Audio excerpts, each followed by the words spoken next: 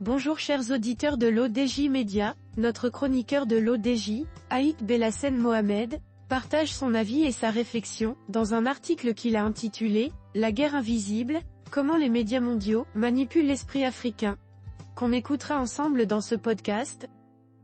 L'auteur débute son article de la manière suivante. Dans un monde globalisé, la guerre de l'information ne cesse de prendre de l'ampleur, avec des acteurs étatiques et privés, dépensant des sommes colossales pour façonner les perceptions et influencer les esprits. La révélation d'Alain Foka met en lumière une dimension souvent sous-estimée de cette bataille, l'investissement massif de puissances étrangères dans les médias ciblant spécifiquement le continent africain.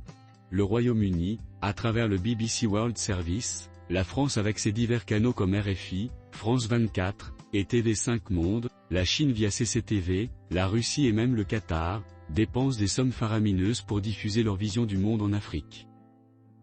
Notre chroniqueur met l'accent sur l'importance de ce point en disant que l'Afrique sous influence, la guerre des ondes pour les esprits. Cette stratégie, que l'on pourrait qualifier de soft power, vise à coloniser subtilement les esprits, en modelant les perceptions, les désirs et, in fine, les comportements. Elle repose sur l'idée que contrôler le narratif médiatique permet de contrôler les cœurs et les esprits. Emmanuel Macron lui-même souligne l'importance d'un tel réseau pour la France, reconnaissant implicitement le rôle des médias dans l'exercice de l'influence nationale. Mais pourquoi un tel intérêt pour l'Afrique? La réponse est multiple. D'une part, le continent représente un marché de consommation et une audience en expansion rapide, avide de contenu médiatique. D'autre part, il s'agit d'une lutte pour l'hégémonie culturelle et idéologique, où chaque puissance cherche à asseoir son influence et à promouvoir ses intérêts géopolitiques et économiques. Les conséquences de cette influence médiatique sont profondes et parfois délétères. En promouvant un modèle de société, de consommation et de pensée spécifique, ces médias contribuent à l'érosion des cultures locales, à la valorisation de normes étrangères et à la création d'un sentiment d'infériorité culturelle.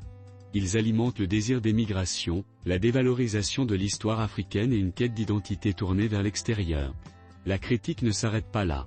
La dépendance aux médias étrangers contribue à une certaine passivité intellectuelle, où le récit africain est souvent relayé ou interprété par des voix non africaines.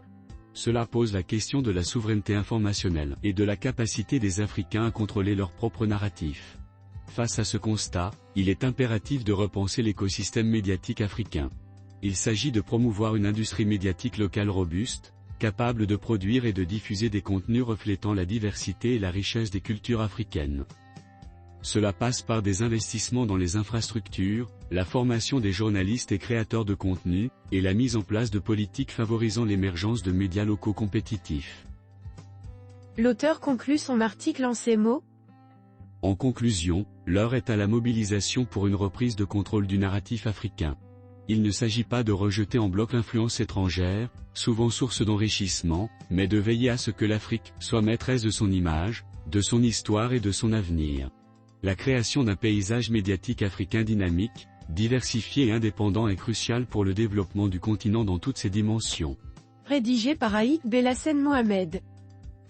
Merci d'avoir écouté ce podcast de l'ODJ Média. N'hésitez surtout pas à nous suivre sur nos réseaux sociaux, Instagram, Facebook, TikTok, LinkedIn et Twitter. Alors, on se dit au prochain podcast de nos chroniqueurs de l'ODJ, et à très bientôt.